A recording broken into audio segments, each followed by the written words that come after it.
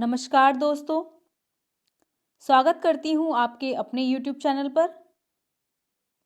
देखिए, कल हमने क्रिया पढ़ लिया था, पूरा हमारा कंप्लीट हो गया था। अच्छा, हमारा विकारी जो रूप है, शब्दों के मैंने दो भेद बताए थे ना, दो रूप बताए थे शब्दों के। उसमें से हमारा विकारी तो कंप्लीट हो जाएगा आज, और कल जो हम शुरू करेंगे वो अविकारी के बारे में शुरू करेंगे। ठीक है, हमने विकारी में से संज्ञा पढ़ लिया है, सर्वनाम पढ़ लिया है, क्रिया पढ़ लिया है, और आज हम पढ़ेंगे विशेषण। इसके बाद में हमारा विकारी रूप कंप्लीट हो जाएगा। चलिए शुरुआत कर लेते हैं। विशेषण संज्ञा एवं सर्वनाम की विशेषता बतलाने वाला शब्द ही विशेषण कहलाता है।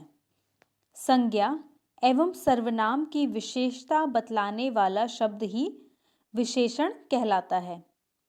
विशेषण के प्रयोग से व्यक्ति वस्तु का यथार्थ स्वरूप तो प्रकट होता ही है, साथ ही भाषा की प्रभावशीलता भी बढ़ जाती है। प्रभावशीलता भी बढ़ जाती है। ठीक है, तो ये क्या कहलाएगा? विशेषण। परिभाषा देख लो इसकी। ऐसे शब्द जो संज्ञा या सर्वनाम की विशेषता बतलाते हैं। किसकी विशेषता? संज्ञा या सर्वनाम की। वो क्या कहलाते हैं? विशेषण कहलाते हैं। विशेषण जिस शब्द की विशेषता बतलाता है वह शब्द विशेष्य कहलाता है। जो विशेषण है वो जिस भी शब्द की विशेषता बताएगा वो विशेष्य कहलाएगा। ठीक है, जैसे नीला आकाश, छोटी पुस्तक एवं भला व्यक्ति। नीला, छोटी एवं भला, ये शब्द तो विशेषण है। फिर आकाश, पुस्तक एवं व्यक्ति, ये विशेष्य हैं। ठीक है, देखिए ये नीला तो है विशेषण, विशेषण और विशेषण। ठीक है, लेकिन इसमें विशेष्य में क्या बोला गया है? विशेषण जिस शब्द की विशेषता बताता है। तो नीला क्या है? आकाश है, तो नीला तो उसकी विशेषता है। तो विशेष्य क्या होगा? किसकी विशेषता बता रहे हैं? आकाश की। छोटी तो विशेषण है, ठीक है, लेकिन क्या है? छोटी पुस्तक है। किसकी विशेषता बता रहे हैं? पुस्तक की। तो ये क्या हो गया? विशेष्य। ठीक है, जैसे भला व्यक्ति, भला तो उसकी क्या है? विशेषण, और व्यक्ति क्या है? विशेष्य, जिसकी विशेषता बताई जाती है। ठीक है, अब देख लेते हैं विशेषण के प्रकार। विशेषण के 5 प्रकार होते हैं। कितने प्रकार होते हैं? 5 प्रकार होते हैं। और अगर बात की जाए मुख्यतः, अगर कौन सा टर्म आ जाए? बिल्कुल मुख्यतः, तो कितने हो जाएंगे? 4 हो जाएंगे। कितने हो जाएंगे? 4 हो जाएंगे। वो 4 कौन कौन से हैं? गुणवाचक विशेषण, संख्यावाचक विशेषण, परिमाणवाचक विशेषण और संकेतवाचक या सार्वनामिक विशेषण। ठीक है, चलिए आगे चलते हैं। पहला देख लेते हैं। विशेषण के इसमें 5 भेद बताए हैं, तो हम देख लेते हैं। गुणवाचक, संख्यावाचक, परिमाणवाचक, संकेतवाचक और व्यक्तिवाचक। क्या हो जाएगा? व्यक्तिवाचक। ठीक है, देखिए देख लेते हैं गुणवाचक को। ऐसे शब्द जो किसी संज्ञा या सर्वनाम के गुण, दोष, रूप, रंग, आकार, स्वभाव अथवा दशा का बोध कराते हैं, उन्हें हम क्या कहते हैं? गुणवाचक कहते हैं। क्या कहा जाएगा? गुणवाचक। ये उनके गुणों की विशेषताओं को बतलाएगा। जैसे कि पुराना कमीज, काला कुत्ता, मीठा आम। ठीक है, तो वो क्या हो जाएगा? गुणवाचक। जैसे समझिए, गुण में तो आ सकता है ना, जैसे कि ईमानदार, है ना? गुणों में क्या आ सकता है? जैसे ईमानदार हुआ, दयालु हुआ, भला, उदार। तो ये किस में आ जाएगा? गुणवाचक में। दोष में क्या आ सकता है? जैसे कि दुष्ट, बेईमान, चोर, पापी। तो ये क्या हो जाएगा? दोष आ जाएगा, गुणवाचक में आ जाएगा ये। ठीक है, उसका रूप या रंग, रंग जैसे काला, पीला, लाल, हरा, नीला, इस तरह का। अच्छा, आकार में क्या आ जाएगा, जैसे आकार है चौकोर, आयताकार, लंबाकार, चौड़ा, टेढ़ा, इस तरह से आकार। ठीक है, स्वभाव आ जाएगा। और दशा, दशा जैसे कि अमीर, गरीब, सूखा, गीला, बूढ़ा, जवान। ठीक है, इसे दशा या अवस्था भी आ जाएगी। ठीक है, इसी तरह से इसमें आ जाएगा जैसे कि स्थान भी आ जाएगा, इसमें गुणवाचक में बता रही हूँ। समय आ जाएगा इसमें, अर्धवार्षिक, वार्षिक, मासिक, दैनिक, है ना। स्थान आ जाएगा जैसे अजमेर, जोधपुर, बीकानेर, इस तरह से। ठीक है, तो ये गुणवाचक में आ जाएंगे। फिर बात कर लेते हैं हम संख्यावाचक की। चलिए, ऐसे शब्द जो किसी संज्ञा या सर्वनाम की निश्चित या अनिश्चित संख्या, क्रम या गणना का बोध कराते हैं, उन्हें संख्यावाचक विशेषण कहते हैं। यह कितने प्रकार के होते हैं? ये 2 प्रकार के होते हैं। पहला है निश्चित और दूसरा कौन सा है? अनिश्चित। पहला कौन सा हो गया? निश्चित, और दूसरा है अनिश्चित। जैसे 1 निश्चित है संख्या, दूसरा, तीनों, चौगुना, ये सब निश्चित है। ठीक है, जैसे मैं बोलूँ 2 दर्जन केले, चौगुना वेतन, 4 कुर्सियाँ, 100 रुपये, तो ये सब चीज़ें क्या है? ये निश्चित है। दूसरा देख लेते हैं इसका, अनिश्चित संख्यावाचक। जैसे कि हमें पता ही नहीं है कि निश्चित है या नहीं है। कई, कुछ, बहुत, सब आदि। जैसे कि जैसे उदाहरण देखिए, कुछ खिलौने ले आओ। ठीक है, उसमें निश्चित संख्या का बोध नहीं कराया गया। 3-4 पंखे ले आना, 10-1 पुस्तकें। ठीक है, जैसे ढेरों कुर्सियाँ, और निश्चित में क्या था कि भाई 10 कुर्सियाँ, 4 कुर्सियाँ, 2 दर्जन केले, तो ये निश्चित है। और इनमें क्या है? निश्चितता नहीं है, तो ये क्या है? अनिश्चित है। चलिए, फिर आ जाता है थर्ड जो भेद है इसका, वो है परिमाणवाचक। परिणाम नहीं है, परिणाम नहीं है, क्या है? परिमाण है। परिणाम मत कर देना। ऐसे शब्द जो किसी वस्तु, पदार्थ या जगह की मात्रा, तोल या माप का बोध कराते हैं, वे परिमाणवाचक विशेषण कहलाते हैं। इसके 2 उपभेद हैं। ठीक है, क्या है? इसके भी 2 उपभेद हैं, बिल्कुल, निश्चित परिमाणवाचक और अनिश्चित परिमाणवाचक। देखिए, जो मात्रा का बोध कराते हैं ना, संज्ञा के शब्दों की जो मात्रा का बोध कराएगा, इसमें नापतोल वाली वस्तुएं आ जाती हैं। कौन सी वस्तु आ जाती है? नापतोल वाली वस्तुएं आ जाती है। तो ये हो गया निश्चित और अनिश्चित। निश्चित में क्या हो गया? जैसे 2 लीटर, 5 किलो, 3 मीटर, ये तो बिल्कुल निश्चित है। ठीक है, बिल्कुल निश्चित है। जैसे 2 मीटर कपड़ा, 3 किलोमीटर सड़क, इस तरह से, तो बिल्कुल क्या है? निश्चित है। अनिश्चित में क्या होगा? जैसे थोड़ा, बहुत, कम, ज़्यादा आदि।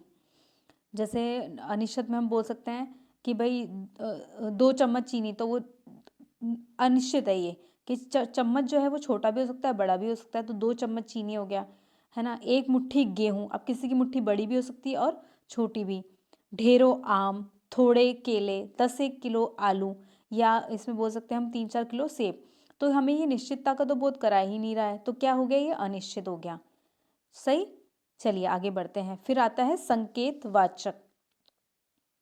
ऐसे शब्द जो सर्वनाम है किंतु वाक्य में विशेषण के रूप में प्रयुक्त हो रहे हैं। ऐसे सर्वनाम जो ऐसे शब्द जो सर्वनाम तो हैं लेकिन वाक्य में विशेषण के रूप में प्रयुक्त हो रहे हैं, अर्थात संज्ञा की विशेषता प्रकट कर रहे हैं, वे संकेतवाचक विशेषण कहलाते हैं। चूंकि मूल रूप में ये सर्वनाम है, इसलिए ये विशेषण सार्वनामिक विशेषण कहलाता है। ठीक है, क्या कहलाता है? सार्वनामिक। या तो संकेतवाचक बोल दो या बोल दो सार्वनामिक, बात एक ही है।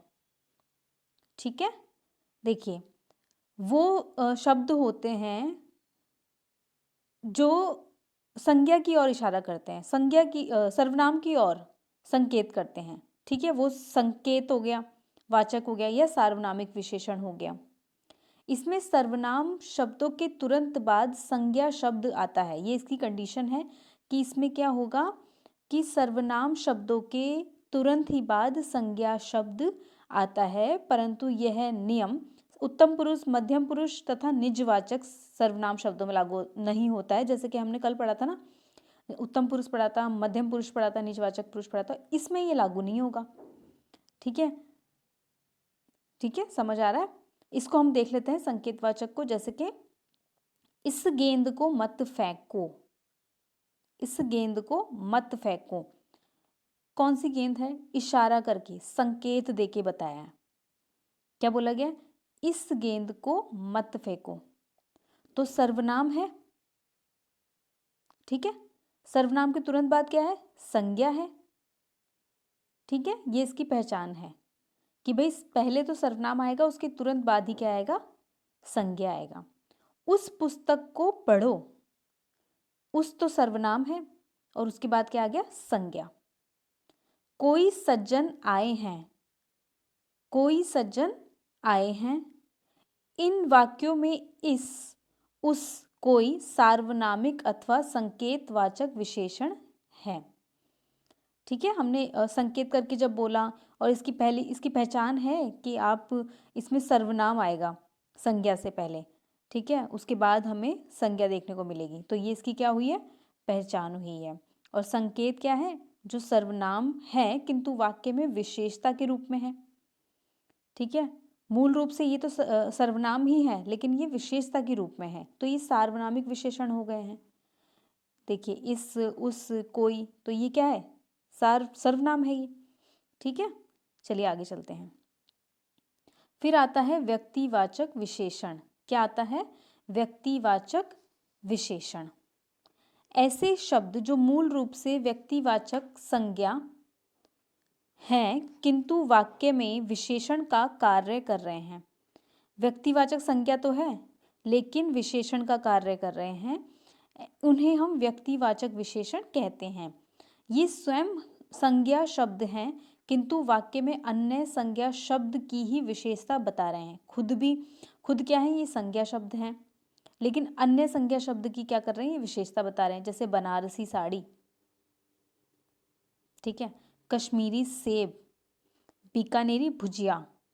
इसमें बनारसी, कश्मीरी एवं बीकानेरी ऐसे ही संज्ञा शब्द हैं जो यहाँ विशेषण के रूप में प्रयुक्त हुए हैं।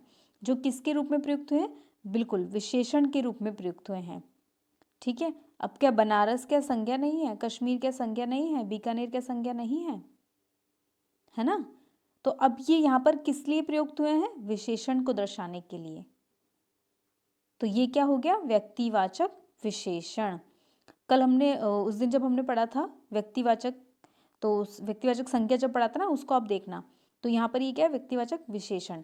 कि भाई बनारस जो है वो तो संज्ञा है ना, और ये क्या कर रहा है? ये तो विशेषता बता रहा है इसकी।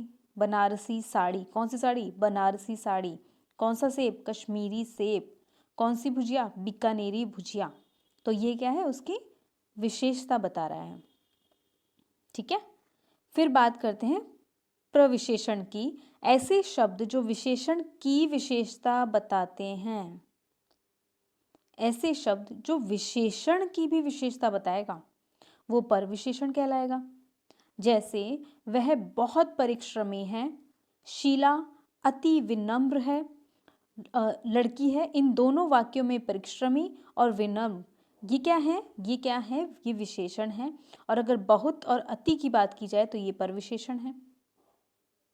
ठीक है, देखिए परिश्रमी है तो ये क्या हो गया? उसकी विशेषता बता रहे हैं। लेकिन बोला गया बहुत परिश्रमी है, तो ये क्या है? परविशेषण है। विशेषता की भी विशेषता बता दी गई है। चलिए, फिर आता है शीला अति विनम्र है, तो क्या होगा इसमें? देखिए, ये तो जैसे बोला गया है विनम्र, तो ये तो भाई विशेषण है, लेकिन अति बहुत ही ज्यादा है, तो क्या होगा? परविशेषण। ठीक है, चलिए इतनी बात समझ में आ गई होगी। विशेषण की रचना। विशेषण अब बनते कैसे हैं ये देख लेते हैं। कुछ शब्द मूल रूप में विशेषण ही होते हैं, किंतु कुछ संज्ञा, सर्वनाम, क्रिया तथा अव्यय शब्दों के साथ प्रत्यय लगाकर विशेषण बनाए जाते हैं।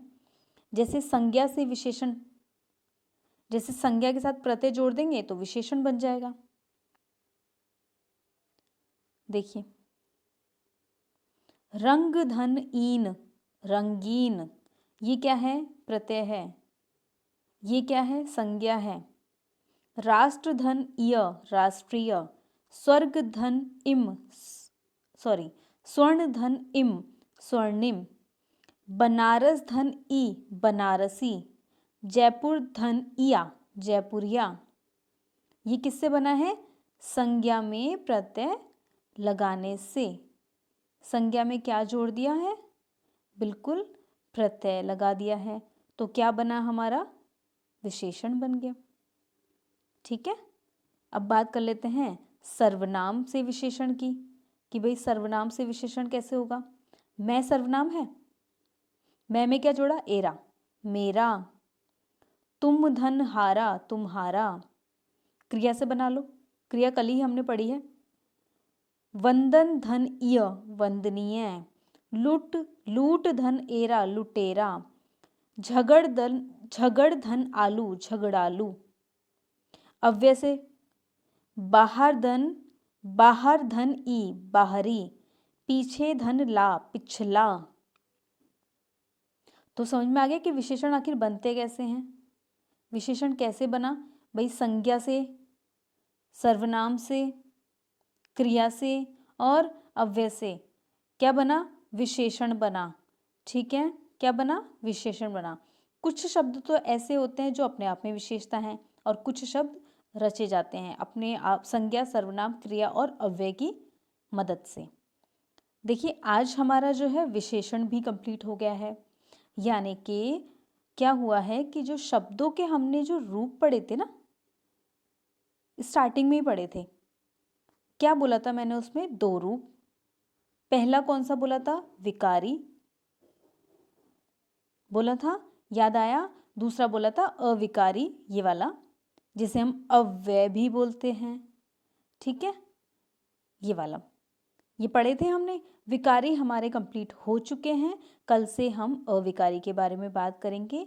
ये थोड़ा सा टिपिकल टॉपिक लगता है सभी को, समझ में थोड़ा सा मुश्किल होता है। कल हम इसके बारे में बात करेंगे, इसको थोड़ा और आसानी से समझेंगे।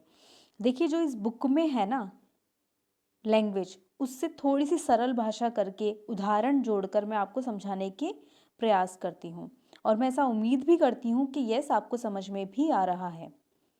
ठीक है, तो आप इसको ध्यान से देखिए, पूरी वीडियो को देखिएगा। कल हम बात करेंगे अविकारी के बारे में। ठीक है, धन्यवाद।